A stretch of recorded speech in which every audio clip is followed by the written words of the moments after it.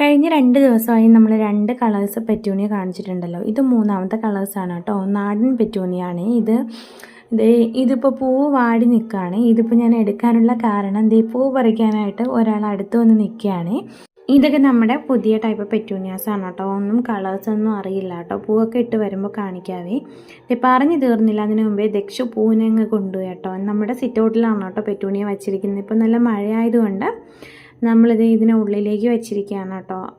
അത്യാവശ്യം വെയിലും വേണം, എന്നാൽ ഭയങ്കര വെള്ളം ആവാൻ പാടില്ല. അങ്ങനെ ഒരു പരുവാണല്ലോ നമ്മുടെ പെറ്റൂണിയയ്ക്ക് വേണ്ടത്. അപ്പോൾ ഇതുപോലെ ഞാൻ സിറ്റൗട്ടിലേക്ക് വെച്ചിരിക്കുകയാണ് കേട്ടോ. ഇത് രണ്ടും നമ്മുടെ ഡബിൾ പെറ്റൽ ബാൽസമാണേ. പൂവൊക്കെ ഉണ്ടായിരുന്നു, അതിനൊക്കെ പറിച്ച് കളഞ്ഞ് വെച്ചേക്കാണ് കേട്ടോ. പിന്നെ ഇത് നമ്മുടെ സ്നേക്ക് പ്ലാന്റ് ആണ്. പിന്നെ ഈ 2 കലാത്തിയ വെറൈറ്റിയൊക്കെ ഇരിപ്പുണ്ട്. പിന്നെ നമ്മുടെ വിങ്ക അതുപോലെ നിൽപ്പുണ്ട് കേട്ടോ. വിങ്കയുടെ പ്രശ്നമെന്ന് പറഞ്ഞാൽ പെട്ടെന്ന് ചുവട് അഴുകിപ്പോകുന്നതാണ് കേട്ടോ. എന്തിട്ടാണ് അങ്ങനെ വരുന്നതെന്ന് എനിക്കറിയില്ല കേട്ടോ. അറിയാമെന്നുള്ളൊരു കമൻറ്റ് ചെയ്യണേ ഒന്ന്.